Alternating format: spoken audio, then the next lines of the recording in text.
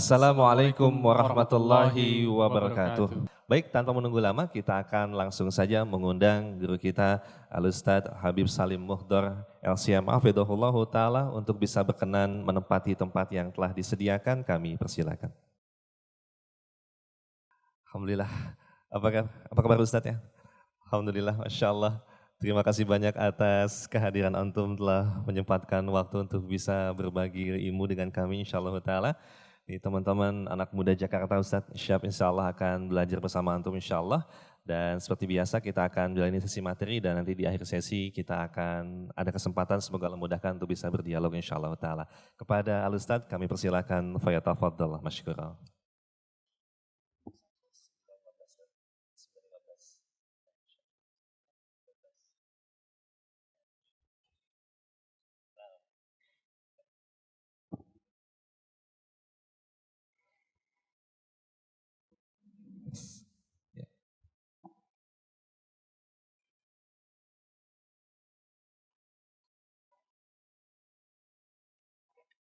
Bismillah.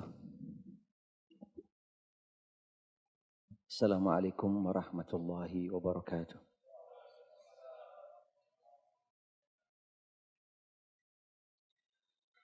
Alhamdulillah. Alhamdulillahi bini'amatihi tatimmus salihat. Wassalatu wassalamu ala nabiyina Muhammad wa ala alihi wa ashabihi wa man tabi'ahum bi ihsanin ila yaumiddin amma ba'd. Subhanaka la ilma lana illa ma 'allamtana innaka antal alimul hakim. Farabbi shrah li sadri wa yassir li amri wahlul 'uqdatam min lisani yafqahu qawli. Allahumma rzuqni al-ikhlasa fil qawli wal amal fis sirri wal alan. Ma'asyiral muslimin wal muslimat rahimani rahimakumullah. Ikhwan akhawat fid din rahimani rahimakumullah. Para jamaah sekalian, ikhwan, akhwat, bapak ibu sekalian, jamaah majelis ilmu, majelis ta'lim, Masjid Al-Azhar yang mudah-mudahan senantiasa dirahmati oleh Allah Subhanahu wa ta'ala.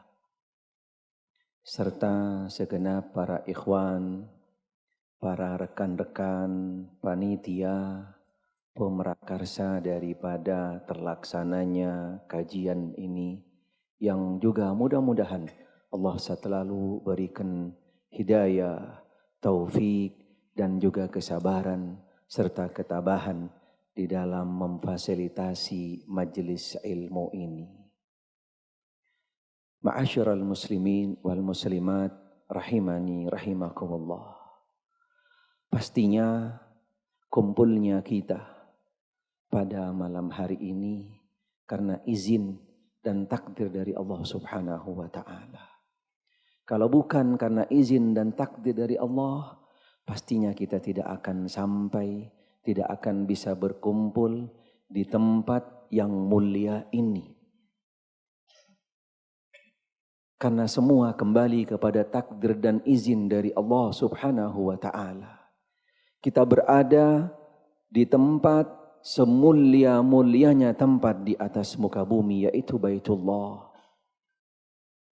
Sekaligus kita berada di dalam majelis paling mulianya majelis. Majelis yang dinamakan oleh Nabi sallallahu alaihi wa alihi wasallam sebagai apa? Majelis apa? Sebagai ahsan, jazakallah khair, Masya Allah. Gak meragukan kualitas ikhwan yang ada di majelis ini pastinya. Karena sudah banyak menimba ilmu, sudah banyak mendapatkan manfaat-manfaat mutiara-mutiara ilmu dari para masyayikh, dari para ulama, dari para asatid hafidhahumullah. Kita berada hakikatnya, sebenarnya, intinya bukan hanya sekedar berada di masjid.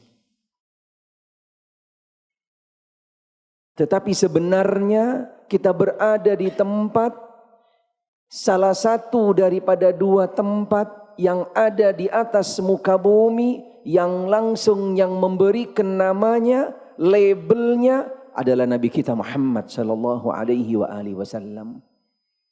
Kita berada di salah satu daripada taman syurga Allah Ta'ala. Yang pertama taman syurga yang ada di Madinah, Raudhah min Riyadil Jannah, antara rumah Nabi sallallahu alaihi wasallam dan juga mimbarnya. Itu permanen. Dan itu sudah jelas-jelas definitif, tidak bisa berubah-berubah, bergerak, berpindah-pindah. Tapi yang kedua, bisa berada di setiap, di mana saja di atas muka bumi, selama di dalamnya, yaitu dibacakan ayat-ayat Allah, dibacakan sabda-sabda Nabi sallallahu alaihi wasallam, dijelaskan di dalamnya tentang tuntunan-tuntunan, ilmu-ilmu yang datang dari Allah dan Rasulnya, dijelaskan di dalamnya tentang halal, tentang haram, tentang sunnah-sunnah Nabi sallallahu alaihi wasallam. Itu juga termasuk salah satu daripada taman syurga Allah subhanahu wa ta'ala. Tetapi fakta realita yang ada dan yang kami ketahui selama ini, tidak semua mereka yang berada di majelis ilmu, mereka paham, mereka mengerti, dan mereka bisa benar-benar memposisikan dirinya berada di taman syurga Allah subhanahu wa ta'ala. Tidak semuanya. Karena mereka yang bisa memahami, yang bisa benar-benar memposisikan dirinya berada di taman syurga Allah subhanahu wa ta'ala, pastinya mereka tidak akan menyia-nyiakan sedikit pun kesempatan daripada anugerah karunia yang datang dari Allah subhanahu wa ta'ala di tempat tersebut, di taman syurga tersebut, serta kriteria daripada taman syurga yang pastinya berbeda dengan tempat-tempat yang lain, yang pastinya di dalamnya orang-orang yang merasakan tentang hakikat taman syurga, dia tidak akan merasakan di dalamnya kelelahan, keletihan, nggak ada yang namanya ngantuk, nggak ada yang namanya sifatnya apalagi sampai tidur dan juga sampai keluar pikirannya daripada majelis ilmu. Tapi realita yang ada di majelis ilmu, kadang-kadang masih ada sebagian dari kita. Baru 10 menit, 20 menit majelis taklim mulai, udah nguap. Pegel selonjoran, cari senderan. Subhanallah. Bahkan kadang-kadang posisi duduknya pindah sono, pindah sini. Subhanallah. Berarti mereka termasuk orang-orang yang belum sampai kepadanya hakikat tentang Riyadul Jannah yang menjadi salah satu daripada taman syurga, yaitu majelis ilmu yang ada di atas muka bumi. Mudah-mudahan Allah subhanahu wa ta'ala menjadikan kita semua daripada hamba-hambanya yang bisa benar-benar memposisikan diri kita, memahami tentang hakikat keberadaan kita di taman syurga Allah subhanahu wa ta'ala. Sehingga mudah-mudahan nanti setiap dari kita, dari materi yang akan kita pelajari, yang akan kita kaji bersama, mudah-mudahan kita bisa fokus. Bisa fokus. Benar-benar kita bisa mengikutinya, benar-benar kita bisa yaitu untuk mencatatnya dan juga memahaminya. Ada yang kurang paham, kita diskusikan, karena di majelis ilmu, di taman syurga, setahu kami tidak perlu dengan yang namanya khusyuk. Di majelis ilmu bukan khusyuk tapi fokus. Khusyuk ada di tempat yang lain. Khawatir ketika khusyuk di majelis ilmu, khawatir dia nanti akan melewatin batas, akan pindah ke alam lain. Paham? Alhamdulillah. Kita sepakat, kita adalah fokus, bukan khusyuk. Kita harus fokus. Sehingga mereka yang masuk, yang berada di majelis ilmu, mereka sudah siap dengan media untuk bisa mengantarkan dia bisa fokus. Bawa buku, bawa pen. Kalau ada materi yang berkaitan dengan kitab, dibawa kitabnya. Bukan datang ke majelis ilmu pakai tangan kosong. Khawatir dia pulang-pulang juga kosong nanti. Karena ilmu harus perlu dicatat. Sama seperti seseorang ketika berburu. Harus diikat hasil buruannya. Ma'asyiral muslimin wal muslimat rahimani rahimakumullah. Ikhwan, akhawat fid din rahimani rahimakumullah. Kita akan bahas, kita akan pelajari bersama sebuah tema yang insya Allah mudah-mudahan akan nanti benar-benar membuahkan, menghasilkan setiap dari kita di dalam jiwa kita cinta. Akan membuahkan dari setiap dari kita adalah cinta. Tapi jangan salah persepsi. Ini bukan majelis yang sifatnya yaitu cinta-cinta yang lain. Karena cinta kita adalah berbeda. Berbeda dengan kecintaan atau cinta yang lain. Karena cinta kita adalah cinta yang diperintahkan. Cinta yang diperintahkan oleh Allah Subhanahu wa taala. Judulnya adalah tentang cinta yang hakiki. Cinta yang hakiki. Ada yang bisa bantu kira-kira apa sih maknanya cinta itu? Apa maknanya cinta? Pengorbanan, bagus. Ada yang lain? Apa maknanya cinta? Apa bahasa Arabnya cinta?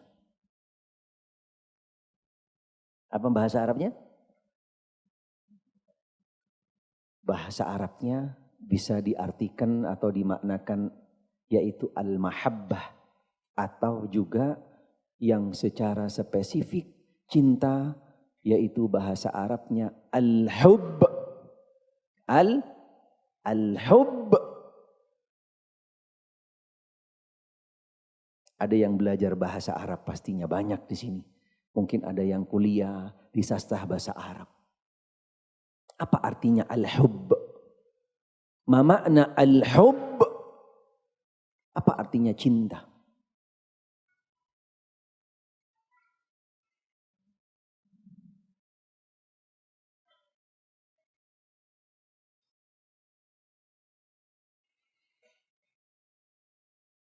Pengertian al-hubb atau al-mahabbah,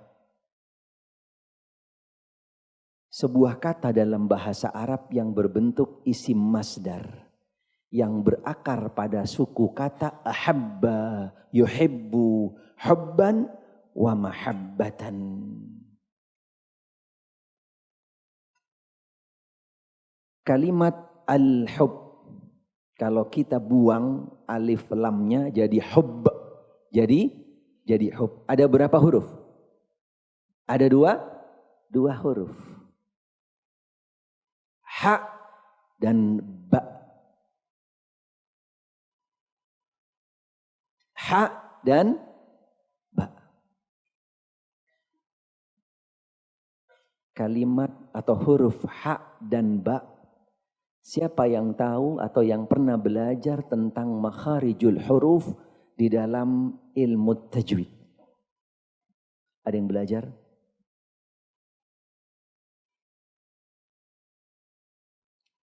Angkat tangan yang tahu. Di mana tempat keluarnya ha dan ba daripada tempat-tempat keluarnya yaitu huruf.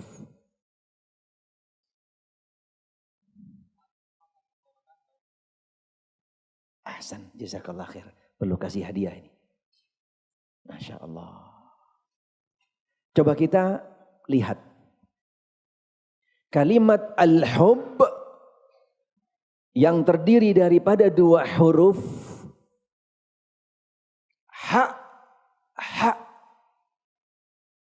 Keluarnya huruf ha daripada paling belakang, dari pangkal tenggorokan, dan huruf yang paling terakhir yang keluar daripada makharijil huruf di dalam huruf hijaiyah. Al-ha. Yang kedua ba. Huruf yang kedua adalah yang paling terdepan tempat keluarnya makharijil huruf. Subhanallah. Ini sebuah kalimat yang Allah Subhanahu wa ta'ala juga tentukan sekaligus mengandung sebuah makna yang sangat dalam dan mendasar, dan juga sekaligus kembali kepada konsekuensi daripada al-hubb. Kembali kepada konsekuensi al-hubb dari kalimatnya saja, dari bahasa Arabnya dan juga huruf yang ada di sana menunjukkan sebuah makna terhadap makna cinta. Siapa yang tahu maksudnya? Apa maksudnya? Paling belakang dan paling depan. Apa maksudnya? Naam? Pasrah? Bagus. Tapi pastinya belum tepat keseluruhan. Belum tepat dengan keseluruhan. Kami bacakan maknanya sangat panjang. Dikatakan oleh salah seorang ulama, Al-Imam Ibnul Qayyim rahimahullah, menjelaskan jika ditinjau daripada makharijil huruf, huruf ha terletak di tempat yang paling awal atau yang paling jauh dari dalam, yaitu pangkal tenggorokan, sementara huruf ba terletak di tempat ujung yang paling luar, yaitu bibir. Falil ha'il ibtida' walil ba'il intiha wa hada syanul mahabbah wa ta'alluquha bil mahbub. Ya salam. Fa inna ibtida'aha minhu wa intihaha ilaih. Huruf ha sebuah permulaan dan ba adalah penghabisan. Beginilah cinta atau mahabbah dan ikatannya dengan yang dicintai, bermula dari yang dicintai, berujung dengan yang dicintai. Ya salam. Luar biasa maknanya. Pernah kita mendengar sebuah definisi tentang cinta seperti definisi ini? Nggak ada. Tidak pernah dibawakan oleh siapa saja. Karena ini cinta yang ada hanya di dalam Islam, di dalam tuntunan Nabi SAW. Bagaimana seseorang ketika mengeklaim dirinya cinta, dia benar-benar all out, berawal daripada yang dicintai dan juga berakhir kepada yang dicintai. Allahu Akbar. Ini makna cinta. Dengan makna ini saja sudah akan mengantarkan kepada kita, itulah yang nanti akan menjadi sebuah ekspresi cinta yang hakiki yang kita akan tuangkan kepada Nabi kita Muhammad sallallahu alaihi wa alihi wa sahbihi wasallam. Al-hubb. Subhanallah. Karena kalau membahas tentang cinta, pastinya wajah-wajah yang segar-segar muda ini, subhanallah, pasti senang, gitu kan? Pasti banyak ketawa. Tetapi image-nya jangan salah persepsi. Jangan salah persepsi. Cinta kita adalah cinta yang kembali kepada perintah yang datang dari Allah Subhanahu wa ta'ala. Tidak ada definisi cinta yang paling jelas daripada cinta itu sendiri. Beliau juga mengatakan bahwa definisi mahabbah atau cinta adalah keberadaan daripada cinta itu sendiri. Definisi cinta yang paling tepat jelas adalah cinta. Dan ini selaras dengan apa yang dijelaskan oleh ulama yang berpendapat bahwasanya mahabbah atau cinta sebenarnya tidak bisa diungkapkan, didefinisikan, digambarkan, yaitu dengan secara rinci, karena cinta itulah cinta. Subhanallah. Luar biasa cinta. Ini baru definisinya. Subhanallah. Bayangkan aja gimana nih materinya nanti. Subhanallah. Dibatasin sampai 9.15. Masya Allah. Kira-kira kalau nanti lewat 9.15 masih siap kira-kira? Masya Allah. Jazakallah khair. Kemudian beliau memaparkan bahwa definisi cinta atau mahabbah secara bahasa mencakup 5 arti di dalamnya. Secara bahasa, cinta memiliki 5 arti. Yang pertama, bening. Bening. Jangan ketawa mas. Dibilang bening ntar image-nya ke yang lain gitu kan. Subhanallah. Harus kita arahkan. Fokus. Apa tadi? Sepakat kita harus fokus. Jangan kemana-mana. Nanti bening kita lari kepada hal-hal yang na'udzubillah min dzalik. Yang kedua, putih. Yang ketiga, cemerlang. Yang keempat, tinggi dan nampak. Masya Allah.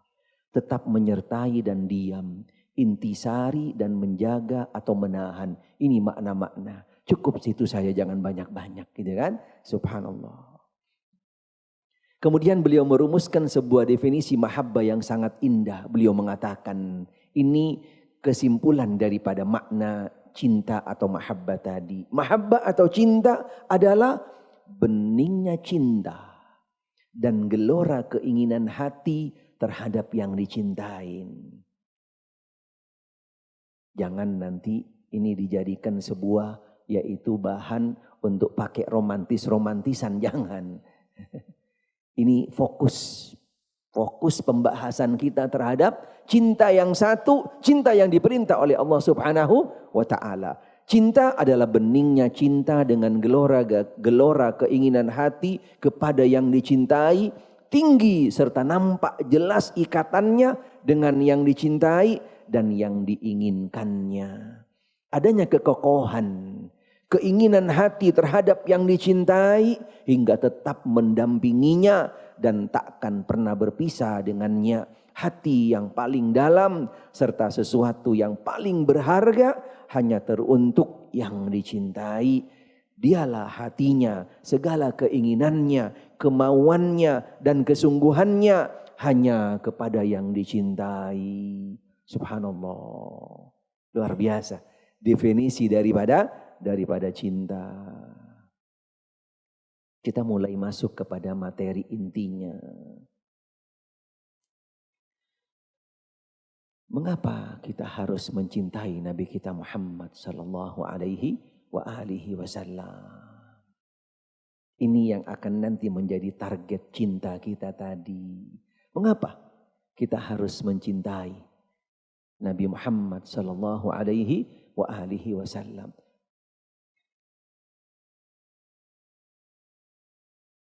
Ada yang tahu kira-kira mengapa kita harus mencintai beliau? Naam?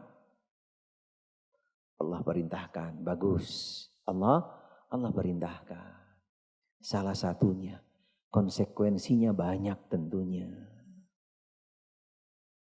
Sebelum kami nanti membahas, menjelaskan tentang mengapa kita harus cinta kepada Nabi Shallallahu Alaihi Wasallam. Seperti tadi dikatakan bahwasanya cinta definisinya adalah cinta itu sendiri. Ada sebuah pertanyaan, akankah tumbuh yang namanya cinta tanpa dengan mengenal? Akankah tumbuh cinta tanpa dengan mengenal? Tidak mungkin.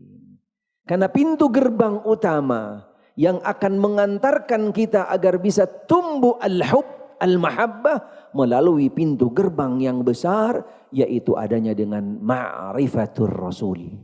Mengenal siapa itu Muhammad sallallahu alaihi wasallam. Karena tanpa dengan melalui pintu ini, mustahil cinta kita akan sampai kepada definisi cinta yang sebenarnya. Tidak mungkin. Ada ungkapan yang sangat sederhana sering kita dengar, tak kenal maka Mas, tak harum. Oh, tak harum. Ini kayaknya udah mulai nih. Hajatnya belum kesampaian gitu kan. Umur berapa Mas? Hah? Oh, masih belum. Masih belum. Tapi kalau memang udah waktunya ya bismillah, tawakkal ala Allah. Nah. Kalau sudah memang siap, tawakkal ala Allah. Nah. Pintu gerbang utama yang akan mengantarkan kita bisa tumbuh cinta adalah dengan ma'rifatur Rasuli sallallahu alaihi wa alihi wasallam, dengan mengenal siapa itu Muhammad sallallahu alaihi wa alihi wasallam.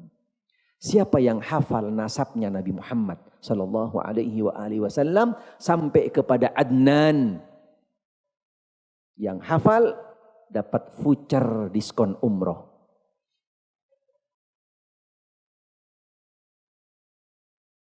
Ada yang hafal?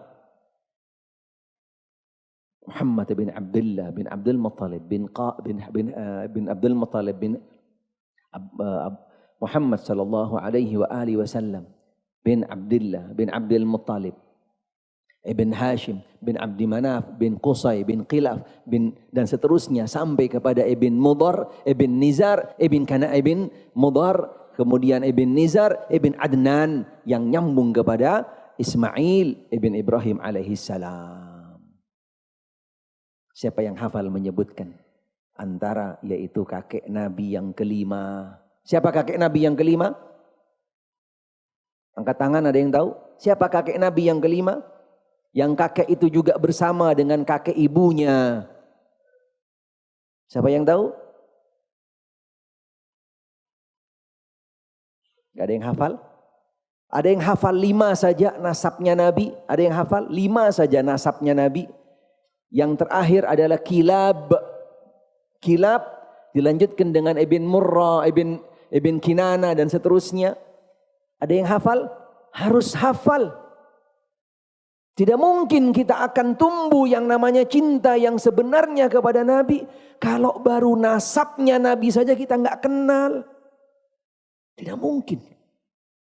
Jangan berharap cinta yang hakiki kalau kita tidak kenal dengan nasabnya beliau sallallahu alaihi wa alihi wasallam. Dan wajib bagi setiap muslim untuk mengenal nasabnya Nabi Muhammad sallallahu alaihi wa alihi wasallam lebih daripada nasab diri kita sendiri. Sebuah konsekuensi bagi setiap umat Muhammad sallallahu alaihi wa alihi wasallam yang akan tumbuh di dalam jiwanya cinta hakiki kepada Nabi, harus masuk di dalam pintu gerbang yang hakiki, yaitu dengan mengenal beliau sallallahu alaihi wa alihi wasallam. Dapat hadiah lagi, ada pertanyaan. Siapa yang tahu nama Nabi sallallahu alaihi wa alihi wasallam berdasarkan dalil yang sahih, yang hadis sahih? Siapa yang tahu? Angkat tangan. Siapa yang tahu nama-nama Nabi Muhammad sallallahu alaihi wa alihi wasallam? Tapi yang ikut kajian kami duhur tadi nggak boleh nyebutin. Kami lihat orangnya hafal tadi. Karena kami duhur juga hampir mirip tadi bahas. Yang hadir tadi siang kami kenal mukanya. Nah, jangan. Angkat tangan, jangan ngumpet-ngumpet. Iya, iya. Siapa lagi Pak? Hah?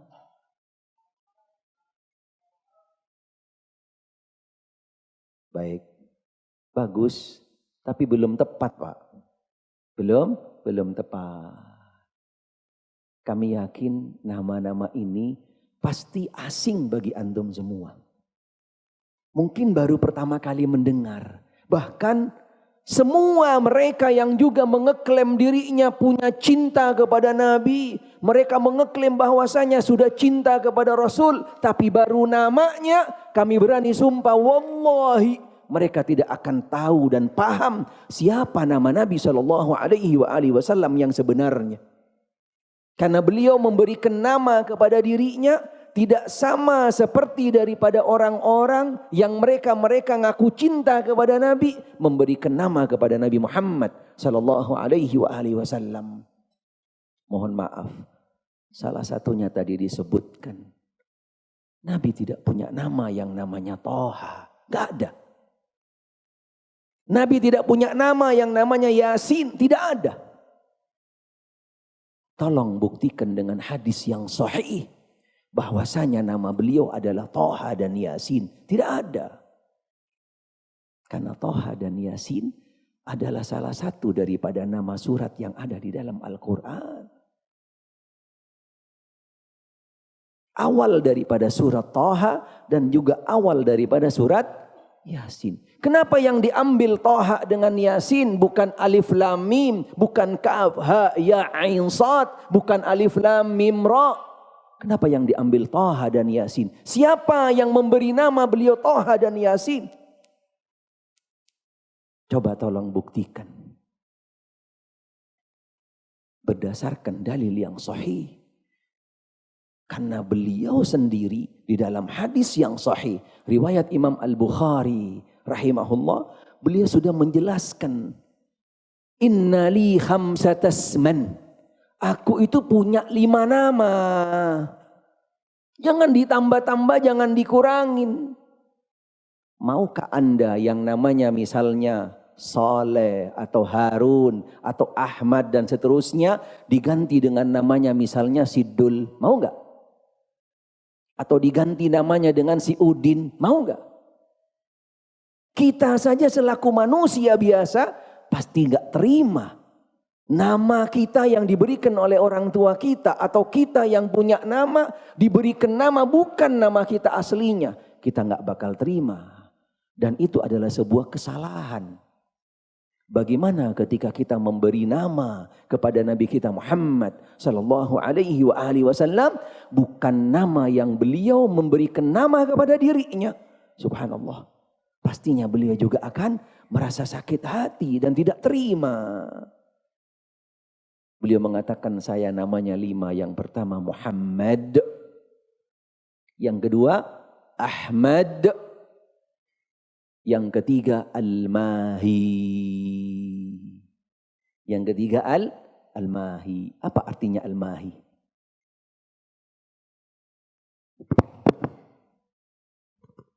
Yamhul kufur. Beliau diberi nama Al-Mahi karena beliau diutus oleh Allah Subhanahu wa taala dengan risalahnya, dengan agamanya, yaitu untuk menghapus kekafiran. Yang ketiga Al-Hashir atau yang keempat Al-Hashir. Artinya adalah nanti manusia di padang mahsyar akan yaitu dikumpulkan. Akan dikumpulkan di depan beliau sallallahu alaihi wa alihi wa sahbihi wasallam. Dan yang kelima Al-Aqib. Kalau yang udah tahu duluan berarti browsing. Pastinya browsing. Subhanallah. Karena nama-nama ini nggak pernah sebelumnya kita dengar. Benar nggak? Jujur. Pernah dengar sebelumnya? Subhanallah. Paling Muhammad Ahmad. Ya kan? Muhammad sama Ahmad. Sebelumnya tidak pernah kena dengar. Subhanallah. Bagaimana akan tumbuh cinta yang hakiki, yang sebenarnya kepada Nabi SAW. Baru namanya saja kita tidak kenal. Bagaimana lagi dengan nasab beliau, dengan kehidupan beliau, bagaimana dengan keluarga beliau, dengan orang tua beliau, dengan bibi-bibi beliau, dengan saudara-saudara satu susuan beliau, dan juga dengan yaitu putra-putri beliau dan seterusnya. Padahal ini adalah sebuah konsekuensi sebagai rangkaian di dalam ma'rifatur Rasul, yaitu menjadi salah satu daripada 3 pilar yang harus ada, diketahui, dipahamin, diamalkan oleh setiap muslim daripada 3 pilar yang ada pada diri seorang muslim ketika mengaku dirinya adalah umat Muhammad sallallahu alaihi wa alihi wasallam. Apa 3 pilar tersebut? Fadhal. Ahsan, jazakallah khair. Bagus. 3 pilar ini harus kita pahamin sebelum kita membahas jauh daripada yang lain. Sebelum kita jauh mempelajari, mengkaji yang lain. Yang pertama tentang ma'rifatullah. Tentang ma'rifatullah. Bagaimana kita akan beribadah?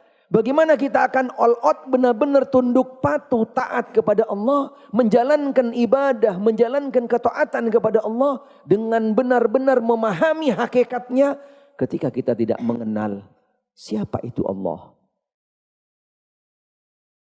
Ada yang bisa jawab? Siapa itu Allah? Jangan browsing lagi. Siapa itu Allah? Siapa yang bisa jawab? Angkat tangan. Siapa itu Allah?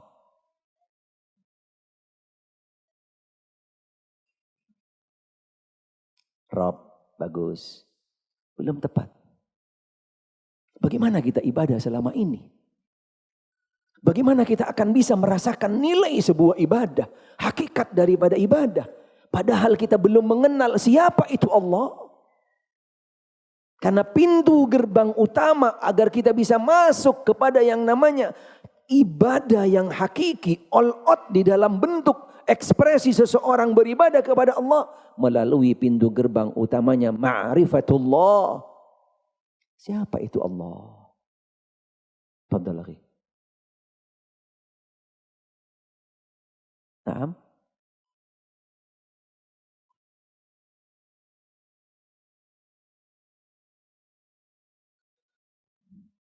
Bagus juga, tapi belum tepat, akhi.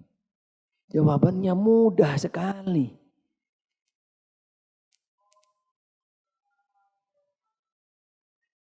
Bagus, belum tepat, Mas. Jadi nggak dapat hadiah, mohon maaf.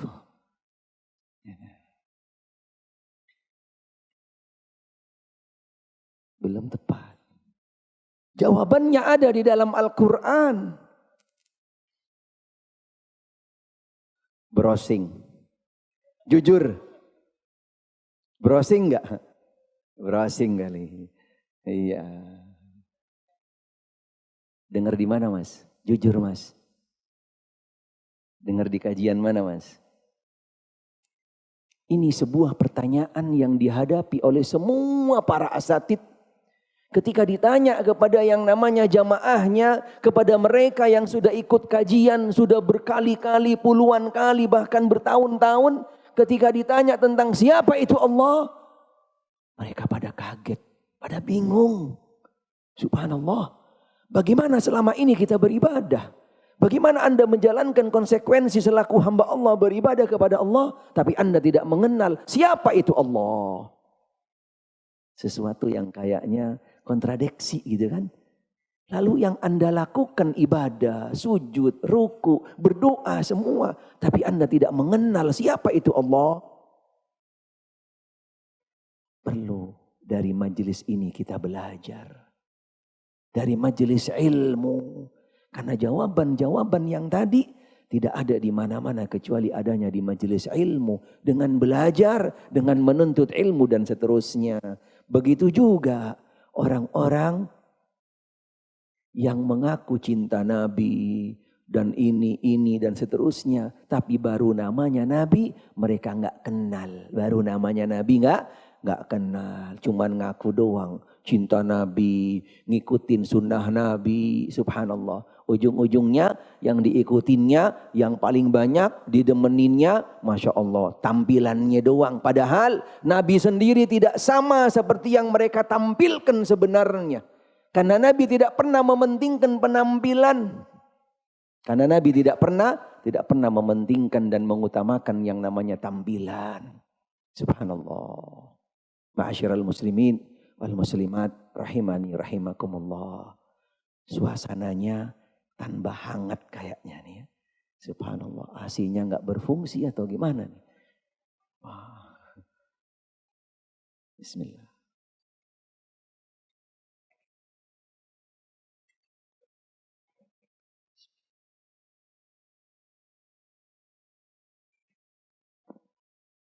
Alhamdulillah. Kita lanjutkan. Dari 3 poin tadi itu saja, 3 pilar itu saja pasti akan menjadi sebuah motivasi mudah-mudahan buat kita. Karena jawabannya juga perlu materi sendiri. Bagaimana mengenal Allah, bagaimana mengenal Rasulnya Sallallahu Alaihi Wasallam, dan mudah-mudahan nanti sedikit kami akan kupas tentang poin yang kedua, apalagi tentang yang namanya agama Islam. Pertanyaannya tentang yang ketiga, ini juga luar biasa pertanyaannya. Mengapa Anda masuk Islam? Mengapa Anda memilih Islam sebagai agama? Kenapa Mas masuk Islam, Mas? Apa jawaban Anda? Apa jawabannya? Bagus.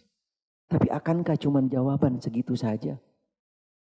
Karena sebenarnya bukan sekedar jawaban yang dibutuhkan, tapi adalah pemahaman yang seutuhnya dan aplikasi yang tepat sesuai dengan tuntunan yang datang dari agama itu sendiri. Karena masih banyak di antara kita, dari saudara-saudara kita yang mereka berada di dalam agama Islam tapi tidak mengenal dengan agamanya sendiri.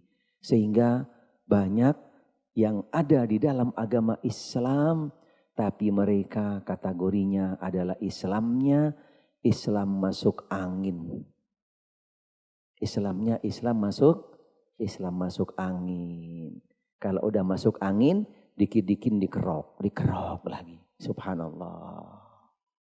Konsekuensinya ketika masuk angin, dia akan labil. Dia tidak akan punya kekuatan yang mantap. Mudah terkontaminasi, mudah terbawa arus, mudah terbawa yang namanya syubhat dan seterusnya. Tapi mereka yang mengenal motivasi awal dia mengenal masuk di dalam agama Islam, dia akan punya antibody. Dia punya antibody. Allahu a'lam. Mengapa kita harus mencintai Nabi Sallallahu Alaihi Wasallam? Kecintaan kepada Nabi Sallallahu Alaihi Wasallam tidak akan tumbuh tanpa melalui yaitu pengenalan, tanpa melalui ma'rifatir Rasul Sallallahu Alaihi Wasallam. Mengapa kita harus cinta Nabi Sallallahu Alaihi Wasallam? Pastinya dengan beberapa sebab-sebab. Karena di dalam mencintai beliau yang berawal daripada yaitu pengenalan terhadap beliau Sallallahu Alaihi Wasallam, karena kita tahu siapa sebenarnya Muhammad Sallallahu Alaihi Wasallam.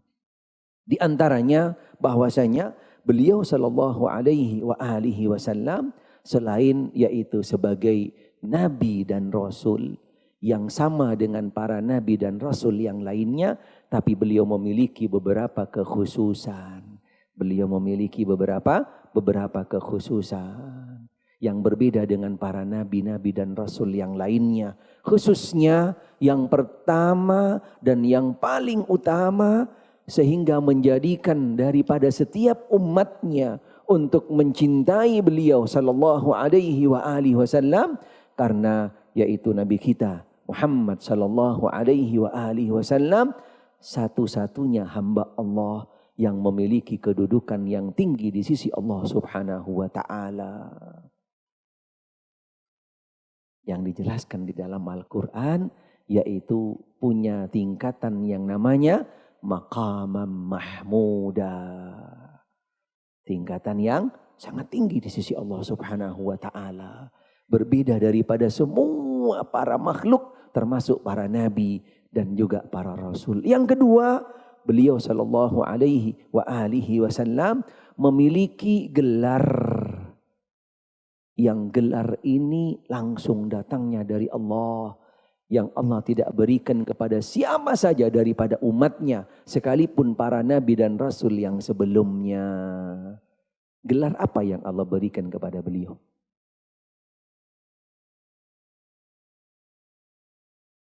Gelar apa, Mas?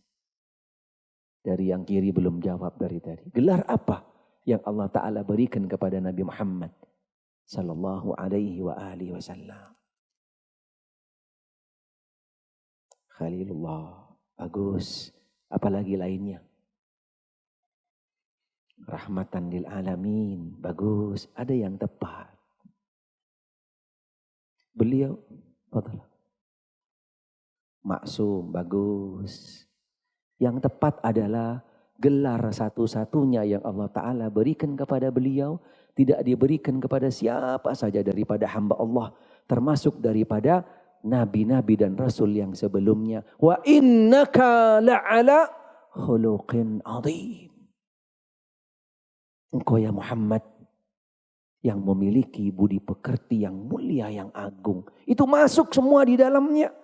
Khalilullah, rahmatan lil alamin, ma'sum, dan juga sifat-sifat yang lain. Karena gelar khuluqul azim, wa innaka la'ala khuluqin azim, dijelaskan di dalam hadis. Bagaimana bentuk akhlaknya Nabi?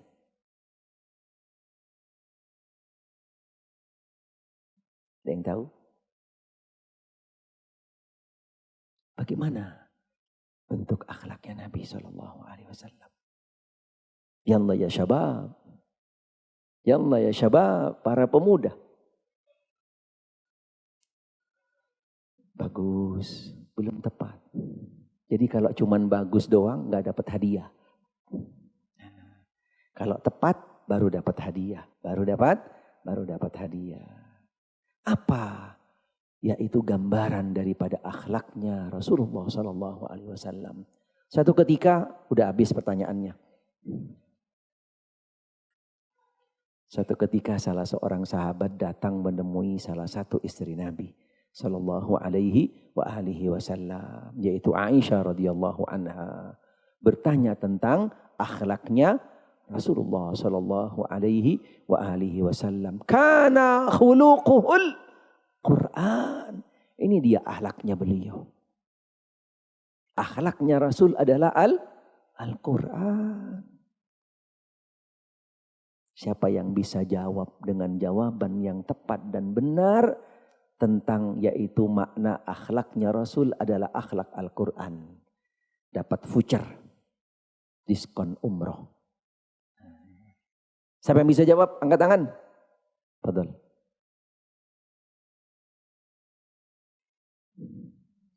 Quran yang berjalan. Maksudnya gimana tuh Quran berjalan tuh? Pastinya perlu dijelaskan lebih jauh. Al-Imam Al-Hafidh Ibnu Hajar Al-Asqalani rahimahullah, ketika menjelaskan hadis ini, hadis tadi sahih, diriwayatkan oleh Imam Al-Bukhari rahimahullah di dalam kitabnya Al-Adabul Mufrad. Beliau menjelaskan bahwasanya akhlaknya Rasul sallallahu alaihi wasallam adalah Al-Quran. Tidak ada satupun yang namanya akhlak yang mulia, yang agung, yang ada di dalam Al-Quran, kecuali Nabi yang pertama kali melakukannya dan mencontohkan buat umatnya. Tidak ada yaitu yang namanya larangan yang datang dari Allah di dalam Al-Quran, kecuali Nabi yang pertama dan yang paling terdepan di dalam meninggalkannya. Ini akhlaknya Rasul sallallahu alaihi wasallam adalah Al-Quran. Sehingga ketika kita ingin membahas bagaimana akhlaknya Rasul, tak akan cukup waktu, tak akan cukup umur, tak akan cukup tenaga kita. Sekalipun kita sudah kerahkan seluruh tenaga, umur, waktu kita untuk membahas akhlaknya Rasulullah sallallahu alaihi wasallam, tak akan cukup waktunya. Walaupun sudah banyak dijelaskan di dalam Al-Quranul Karim dan juga di dalam hadis-hadis yang sahihah. Apalagi ketika kita untuk mencontohnya pastinya lebih berat dan lebih besar. Untuk membahasnya saja perlu waktu yang cukup panjang. Apalagi di dalam mencontohnya. Dengan sebab-sebab ini pantas dan layak dan sekaligus diperintahkan oleh Allah Ta'ala kita untuk cinta kepada Nabi Sallallahu Alaihi Wasallam. Dengan kedudukan beliau yang tinggi, dengan akhlak beliau yang agung. Akhlaknya beliau adalah Al-Quranul Karim.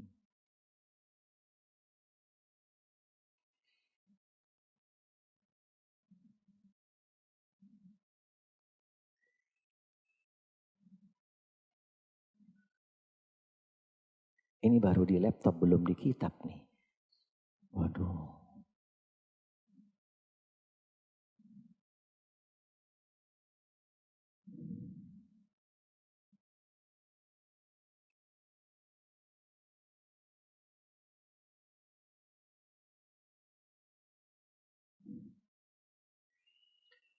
Kemudian kami coba sedikit globalkan, nanti mudah-mudahan lebih diperdalam lagi dengan pertanyaan-pertanyaan insya Allah. Berikutnya, ketika kita sudah mengenal beliau Sallallahu Alaihi Wasallam sebagai pintu gerbang mengantarkan kepada kita, yaitu untuk menumbuhkan cinta kepada Rasul Sallallahu Alaihi Wasallam, karena kecintaan kepada beliau adalah perintah dari Allah Subhanahu Wa Taala dengan sebab-sebab yang tadi. Karena sebuah cinta perlu ada, yaitu yang namanya jalur. Perlu ada jalur.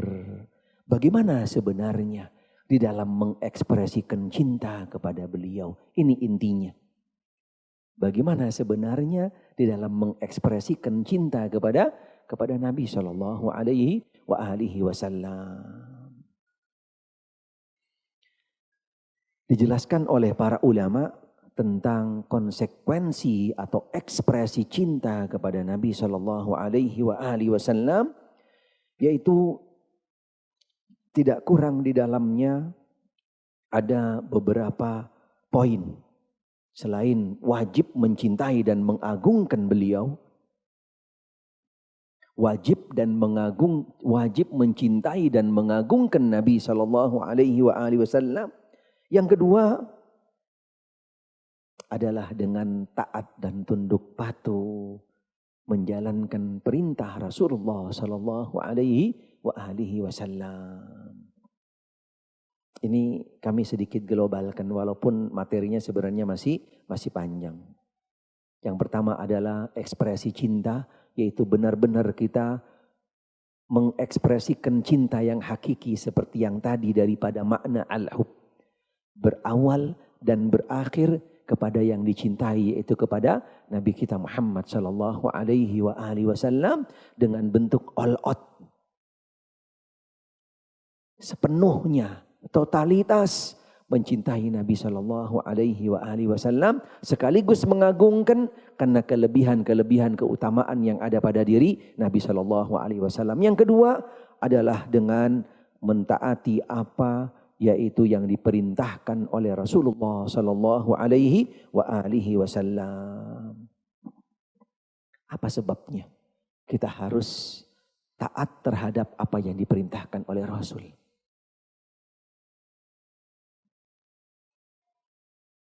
Ahsan, jazakallah khair. Bagus, tepat jawabannya. Subhanallah. Wa ma yantiqu anil hawa in huwa illa wahyu yuha.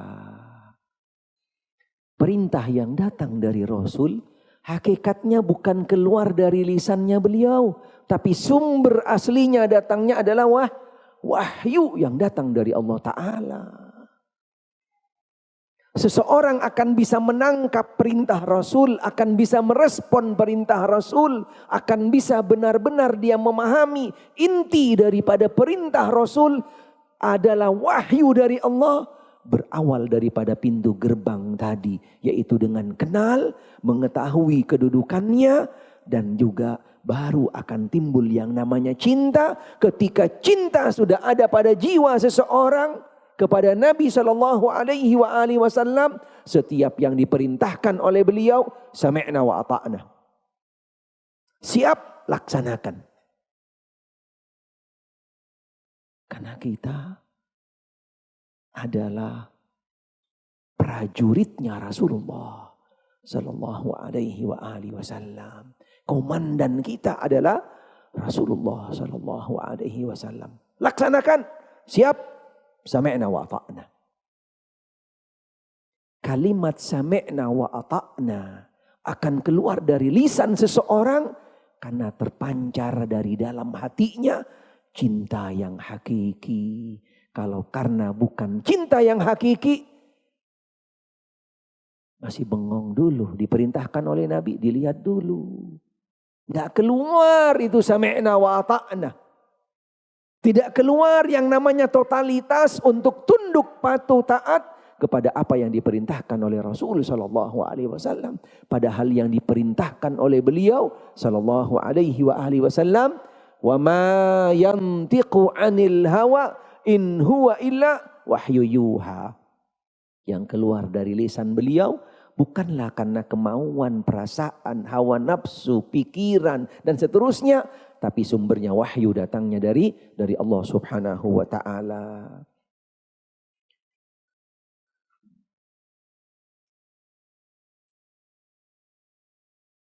Yang ketiga adalah membenarkan. Membenarkan apa yang beliau sampaikan. Membenarkan, meyakini apa yang beliau sampaikan, yaitu melalui pastinya daripada sabda-sabda beliau yang sahih. Riwayat-riwayat yang sahihah. Karena kita sudah bisa dan mudah untuk mendapatkan daripada yang namanya yaitu hadis-hadis yang sahihah melalui sumber-sumber yang sudah otentik, yang sudah dikumpulkan oleh para ulama dan dimudahkan bagi kita sekarang untuk mengaksesnya, baik melalui kitab-kitab yang sudah dicetak atau dalam bentuk-bentuk media, aplikasi dan yang lainnya, atau juga melalui beberapa narasumber untuk memastikan tentang keakuratan, keaslian daripada riwayat yang benar-benar disandarkan kepada Nabi sallallahu alaihi wasallam. Karena tidak ada satupun yang namanya hadis yang sahih tidak kembali kepada sumber yang benar atau sudah tercatat di dalam sebuah yaitu sebuah kitab. Tidak ada. Semuanya sudah ada dan semuanya sudah diklarifikasi, semuanya sudah melalui yaitu akurasi dan juga sudah melalui penelitian yang sangat mendalam dan seksama oleh para ulama yang punya kapabilitas di dalamnya. Sehingga tidak perlu kita ragu lagi ketika dikatakan hadis sahih nomor sekian di dalam kitab ini disebutkan oleh ulama ini. Subhanallah, mereka yang sudah punya kapabilitas. Tapi ketika tidak disebutkan tentang daripada keakurasian daripada hadis, kita harus coba cross check dulu. Jangan setiap hadis langsung main diterima aja. Sehingga dampaknya sangat besar. Akan kembali konsekuensinya kepada agama Islam. Salah satu contoh yang masih banyak hadis ini beredar di masyarakat. Padahal hadis ini secara letterlek maknanya adalah yaitu khususnya di dalam lafadz yang ini hadisnya palsu. Al jannatu tahta aqdamil ummahat. Surga ada di bawah telapak kaki ibu. Kalau di ubunnya ibu-ibu kira-kira apa? Di telapak kakinya aja ada surga. Di ubun-ubunnya apa kira-kira? Tidak masuk akal gitu kan? Secara makna sudah tidak tepat. Banyak lagi hadis-hadis yang lain yang sering kita dengar di majelis-majelis, bahkan di mimbar-mimbar, dan juga disampaikan di dalam beberapa yaitu catatan-catatan, artikel dan yang lainnya, yang mereka tidak hati-hati di dalam menyandarkan sebuah hadis kembali kepada Nabi sallallahu alaihi wasallam. Karena setiap hadis yang sahih sumbernya wahyu dan tidak akan bertentangan dengan apapun. Sehingga ketika kita mendapatkan sumber yang tepat tentang keakurasian daripada sebuah hadis, kita wajib untuk menerimanya, meyakininya, kemudian sekaligus ketika di dalamnya ada muatan perintah, toladan, kita untuk bisa mengaplikasikannya dan menjalankannya. Yang keempat, menahan diri dari apa yang dilarang oleh Rasulullah sallallahu alaihi wasallam. Karena setiap yang datang perintah dan larangan yang dari Nabi, dari sumber yang sahih, adalah dia muaranya datangnya dari wahyu. Sehingga bagi kita, setiap muslim, muslimah, mukmin, mukminah yang sudah mulai tumbuh di dalam jiwanya, yaitu cinta yang hakiki kepada Nabi sallallahu alaihi wasallam, pastinya dia harus tunduk patuh taat, karena sebuah kecintaan memerlukan yang namanya yaitu perjuangan, dan juga yaitu memerlukan di dalam cinta perlu perjuangan dan juga perlu pengorbanan. Walaupun konsekuensinya ada di sana sebuah yang namanya tantangan. Contohnya, udah 5 menit, sedikit lagi. Gak apa-apa ya. Boleh minta izin ya, sedikit lagi. Mudah-mudahan selesai. Contohnya, ketika kita menjalankan apa yang diperintahkan oleh Rasul Shallallahu Alaihi Wasallam, walaupun kita di dalamnya harus mendapatkan yang namanya tantangan, rintangan, perjuangan dan pengorbanan. Misalnya, contohnya Nabi Shallallahu Alaihi Wasallam memerintahkan kepada setiap Muslim di dalam hadis yang sahih.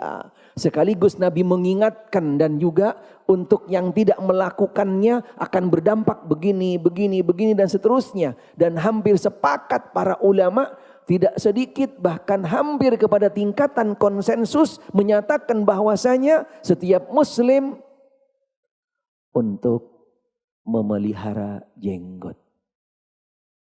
Konsekuensinya berat. Walaupun misalnya pada akhirnya kita dikatakan kayak kambing bandot. Atau misalnya ada yang mengatakan misalnya kayak tusuk sate misalnya gitu kan. Subhanallah. Tapi karena cinta semuanya akan hilang dan tertutup. Karena tadi dikatakan ketika Anda benar-benar mengatakan cinta kepada Nabi Sallallahu Alaihi Wasallam, semuanya akan kecil dan tidak ada apapun di depannya. Karena hanya cinta berawal kepada Nabi dan berakhir kepada Nabi Sallallahu Alaihi Wasallam. Habis kebanjiran. Ketika seseorang menjaga pakaiannya untuk lebih mendekati kepada pakaian yang dicontohkan oleh Rasulullah Sallallahu Alaihi Wasallam. Di sini sebuah tantangan, rintangan, pengorbanan dan juga yang namanya perjuangan untuk berpegang teguh dengan sunnah Nabi Sallallahu Alaihi Wasallam ketika itu benar-benar keluar daripada cinta yang hakiki, daripada cinta yang hakiki. Tapi kalau cuman cintanya ngaku-ngaku doang, khawatir cuman yang diikuti nanti seperti yang tadi. Yang cuman frame-frame doang, casing-casing doang. Walaupun sebenarnya tidak seperti yang dicontohkan oleh Rasul Sallallahu Alaihi Wasallam.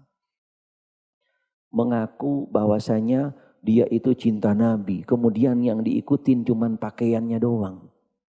Yang diikutin katanya pakaiannya pakaian Rasulullah Sallallahu Alaihi Wasallam. Padahal ikhwani, akhwat fiddin, rahimani rahimakumullah, ada catatan yang sangat mendasar bahwasanya Nabi Sallallahu Alaihi Wasallam semasa hidupnya beliau dari mulai di Mekah sampai di Madinah, beliau tidak pernah punya yang namanya pakaian kenabian, tidak ada.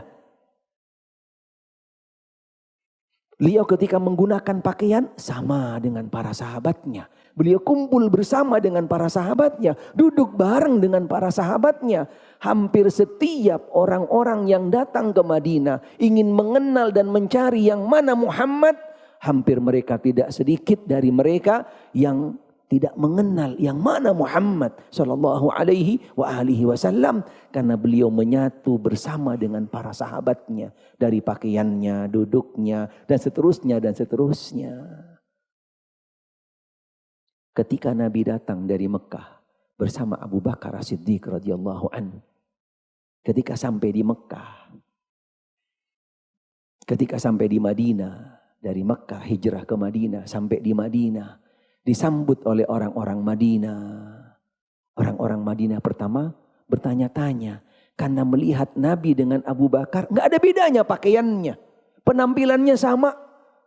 Hampir mayoritas yang melihat pada waktu itu yang dianggap Nabi adalah Abu Bakar As-Siddiq radhiyallahu an. Karena kesederhanaan, kebersamaan dan seterusnya daripada pakaian Nabi SAW. Karena beliau ketika datang ke Madinah disambut pakai tola al-badru. Benar? Nggak ada. Nggak ada Nabi pakai disambut tola al-badru, pakai marawis dan yang lainnya. Nggak ada. Subhanallah. Pakaiannya saja beliau sederhana, apalagi dengan disambut-sambut. Kebanyakan yang pakai disambut-sambut seperti itu orang yang habis di khitan. Subhanallah. Nabi sendiri datang ke Madinah, tidak ada yang namanya sambutan tola al-badru, tapi disambut oleh orang Madinah dengan takbir, Allahu Akbar. Ini riwayat yang sahihah. Tola al-badru datang 300 setelah wafatnya Nabi SAW. Itu semua riwayat-riwayat yang tidak dibenarkan. Tidak ada Nabi disambut dengan tola al-badru. Ketika Nabi datang ke Madinah, pakaiannya sama.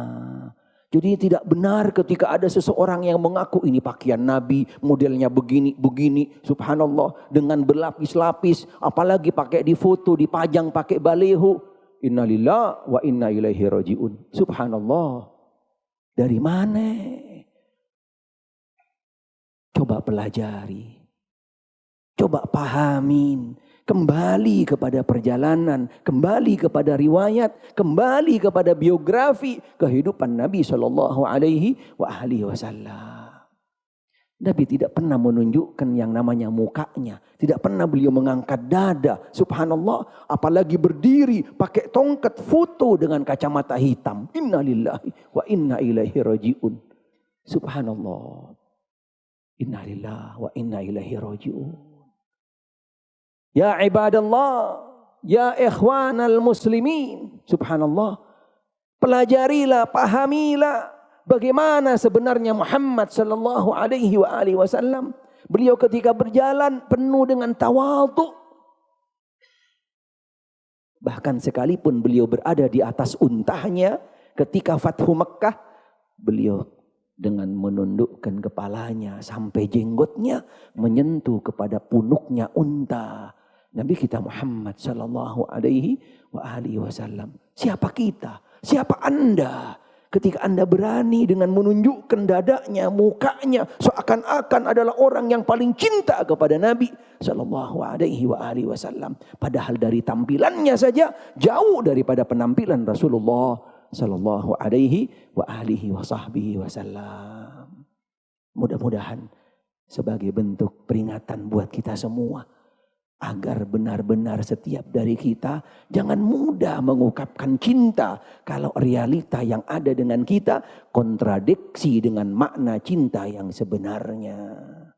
Yang terakhir, ketika seseorang mengaku cinta kepada Nabi, bentuk ekspresi cinta yang hakiki, yang sebenarnya, setelah daripada 5 poin yang tadi, yang terakhir yang menjadi pokok prinsip utama, seseorang tidak beribadah kecuali melalui jalan pintu yang datang panduan tuntunan dari Nabi kita Muhammad sallallahu alaihi wasallam. Sehingga setiap ibadah yang kita lakukan akan sesuai dengan koridor, sesuai dengan jalur, karena ibadah yang kita lakukan tumbuh daripada kecintaan yang hakiki kepada Nabi sallallahu alaihi wasallam. Karena kecintaan kepada Nabi akan mengantarkan seseorang cinta ilahi. Tidak akan terwujud cinta seseorang kepada ilahi tanpa melalui pintunya Muhammad sallallahu alaihi wasallam. Qul in kuntum tuhibbunallah fattabi'uni. Kalau Anda mengaku cinta Allah, ikutilah Muhammad sallallahu alaihi wasallam. Karena dengan pintu tersebut yang akan mengantarkan setiap dari kita, yaitu cinta kepada Allah subhanahu wa ta'ala. Karena sekaligus dengan melalui pintu beliau kita juga akan mengenal Allah yang akhirnya akan mengantarkan kita kepada cinta ilahi. Wallahu a'lam. Masya Allah, syukran Ustadz, jazakallah khair atas penyampaian Ustadz. Masya Allah, sebagai tadi Ustadz sampaikan tadi bahwasanya tidak bisa diungkapkan dan definisikan cinta kita pada Rasul dan kepada Allah masyafa'al. Ingin sekali berpanjang tapi waktunya sudah habis. Semoga Allah mudahkan kita untuk bisa bertemu kembali dengan Ustadz di pertemuan akan datang Ustadz. Semoga Allah mudahkan insyaAllah ta'ala. Jazakallah khair. Demikian jamaah sekalian, mohon maaf sekali kepada Allah masyafa'al kita tidak bisa lanjutkan dengan sesi tanya jawab karena sudah larut malam. Ustadz mohon izin karena yang akhwat juga akan harus pulang terlebih dahulu. Mungkin nanti bisa kita lanjutkan di bawah Ustadz ya. Ustadz jika berkenan, jika sampai sesi non formal insya Allah ta'ala. Karena sudah pukul 21.30 Ustadz mohon izin. Semoga Allah mudahkan kita bisa bertemu kembali dengan Ustadz di pertemuan mendatang. Insya Allah ta'ala Ustadz jazakumullah khair. Demikian teman-teman sekalian majelis kita. Dan semoga Allah menerima amal ibadah kita sekalian. Kita akan tutup majlis kita dengan membaca doa kafaratul majlis. Subhanakallahumma bihamdik asyhadu an la ilaha illa anta astaghfiruka wa atubu ilaik. Wassallallahu ala nabiyyina Muhammadin wa ala alihi wa sahbihi wasallam. Wassalamualaikum warahmatullahi wabarakatuh.